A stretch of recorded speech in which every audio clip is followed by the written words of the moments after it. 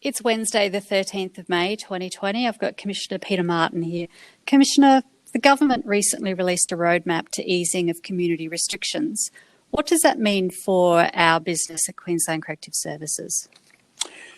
Kim, thank you, and it's good to be with you. From my perspective, I think that roadmap is incredibly important because it provides us with a guide in terms of how we will equally ease restrictions within Queensland Corrective Services, and particularly some of the restrictive practices that we brought into place over the last couple of months.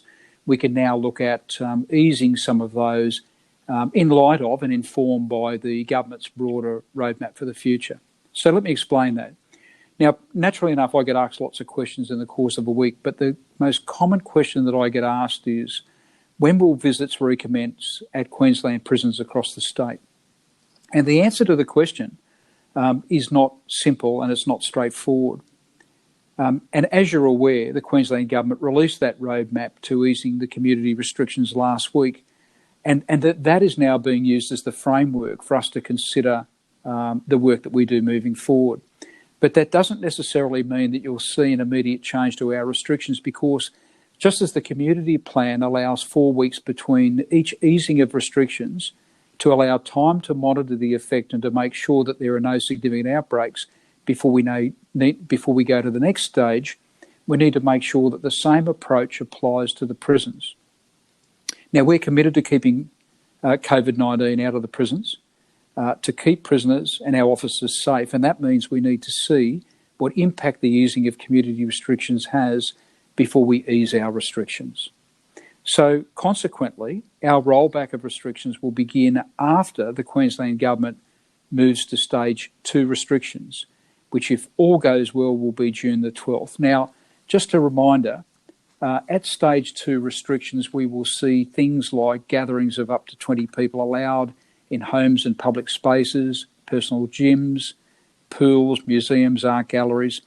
And we'll see retail shopping, again, allow 20 people permitted in restaurants, cafes, pubs, indoor cinemas, and what have you. So at this stage, we will look to reintroduce visits by accredited government professionals and religious visitors, elders, respected people and spiritual leaders, while maintaining strict health screening for everyone who enters our centres. And once Queensland reaches stage 3, which is planned for the 10th of July at this stage, subject to a successful stage 2 transition, we'll be looking to reintroduce personal visits in some form, which is yet to be determined. Now, by the time we reach stage 3 on the 10th of July, we'll start to see interstate and further intrastate travel permitted, and a maximum of 100 people permitted in gatherings in public spaces and homes, dining, restaurants, cafes, museums, pools, gyms, weddings, funerals, and other things.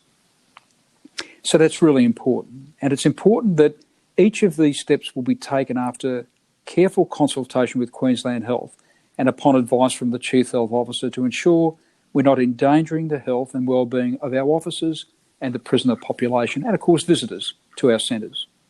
Now, we know it's difficult not being able to visit your loved ones in prison, but it has been a vital part of keeping our prisons free of the virus, and we've been very successful up to this point. And we've introduced a range of new mechanisms to help you keep in touch, including prisoner email and virtual prisoner visits, which will be rolled out statewide in the coming weeks. And I want to thank everybody for their patience and their understanding as we try to keep the prisoners in our care safe from the virus.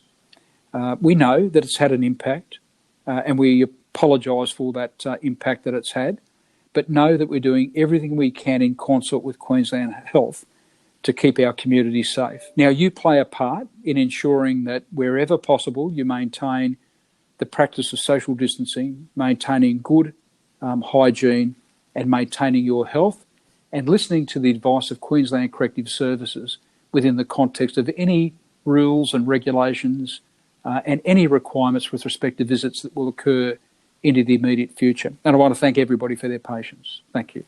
Thank you, Commissioner.